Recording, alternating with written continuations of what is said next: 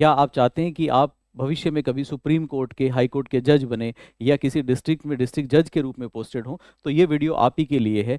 आप अगर खुद जुडिशरी की लाइंस की प्रिपरेशन कर रहे हैं तो भी आपको ये वीडियो देखना चाहिए। अगर आप लीगल बैकग्राउंड से हैं तो भी आपको ये वीडियो देखना चाहिए। और अगर आप एक पेरेंट हैं और आप चाहते हैं कि आपका बच्चा भविष्य में जजशिप में जाए और एक बड़े सम्मानजनक पद पे बैठे और अच्छे अच्छे निर्णय करके देश की जुडिशरी में अपना योगदान दे, तो इस वीडियो को ध्यान से अंत तक हमें देखना है।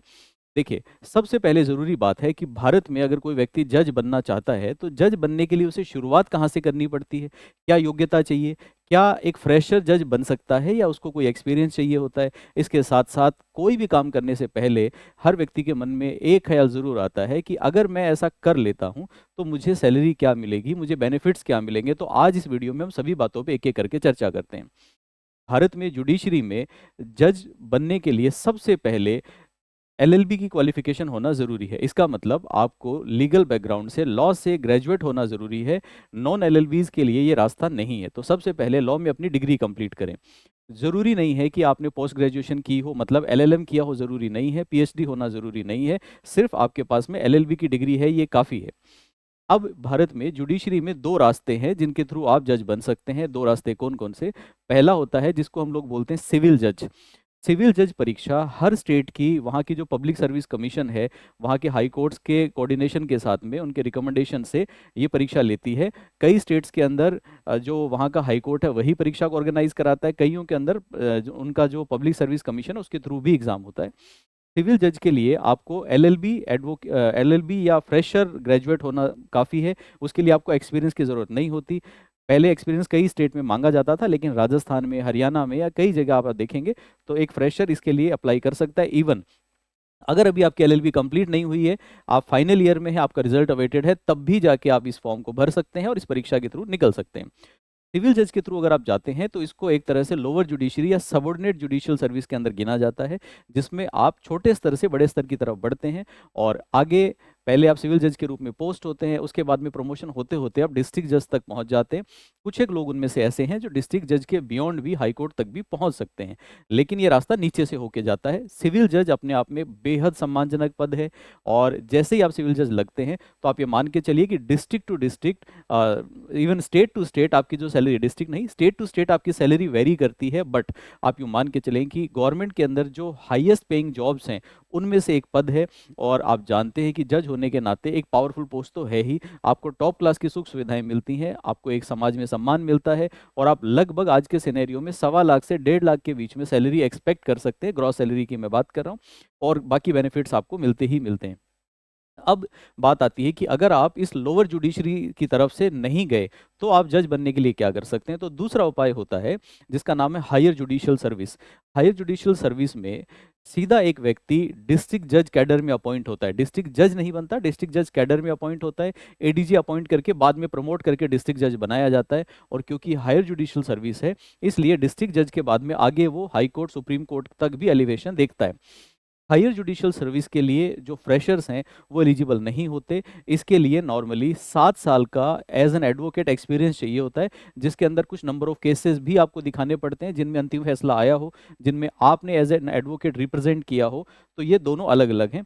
ऑब्वियस बात है कि हायर जुडिशियल सर्विस एक ऊंची रैंक की पोस्ट है। ऊंची रैंक होने की वजह से इसमें सैलरीज भी काफ़ी ऊंची होती हैं, और अगर सैलरीज ऊंची हैं तो डेफिनेट है कि वहाँ पे कंपटीशन भी ज़्यादा रहता होगा, वहाँ पे पेपर्स भी कंपैरेटिवली टफर आते होंगे।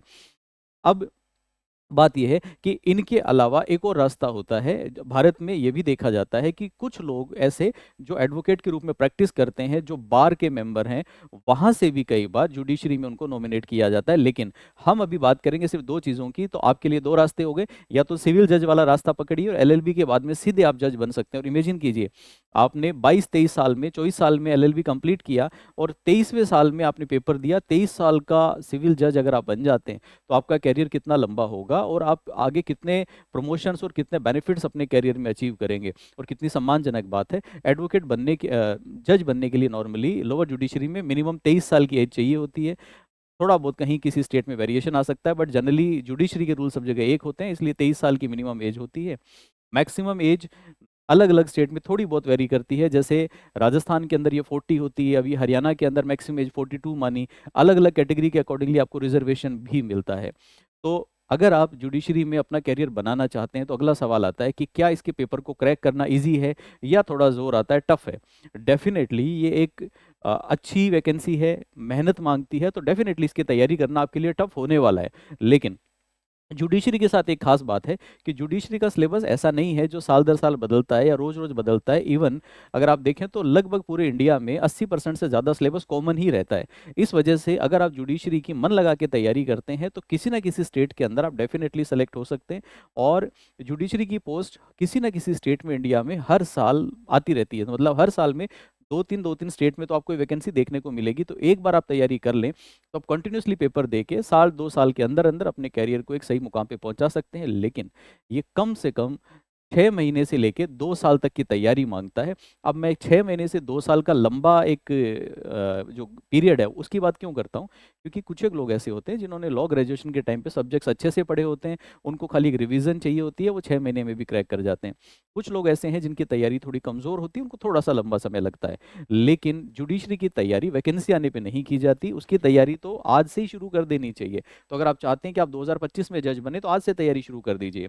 अब इसके लिए बहुत सारे प्लेटफॉर्म्स आपको मिलेंगे, आप सेल्फ स्टडी भी कर सकते हैं, लेकिन आपको एक ऐसा प्लेटफॉर्म चाहिए जो आपको ज़ीरो से पढ़ाना शुरू करे, बहुत धीरे-धीरे आपके पेस के हिसाब से चले और आपको एक फाइनल मुकाम पे पहुँचाए और हर मोमेंट पे आपको गाइड करता हुआ चले। तो अगर आप ऐसी तैयारी करना चाहते हैं तो सफल स्टेप के जुडिशरी फाउंडेशन प्रोग्राम से जुड़ें, जिसके अंदर आपको ज़ीरो से लेके और अंत तक की पूरी तैयारी करा के आपको एक समय-समय पे टेस्ट करके ऐसी तैयारी करा दी जाती है, जिससे आप कॉन्फिडेंस के साथ पेपर में बैठते हैं और पहले, दूसरे, तीसरे पेपर के अंदर-अंदर ही और आप कॉन्फिडेंट फ़ील करेंगे, टेस्ट की बात कर रहा हूँ मैं, टेस्ट में कॉन्फिडेंट फ़ील करेंगे कि यस मैं जुडिशरी में चयनित हो सकता हूँ और आप जल्द ही अपने मुकाम को हासिल करेंगे।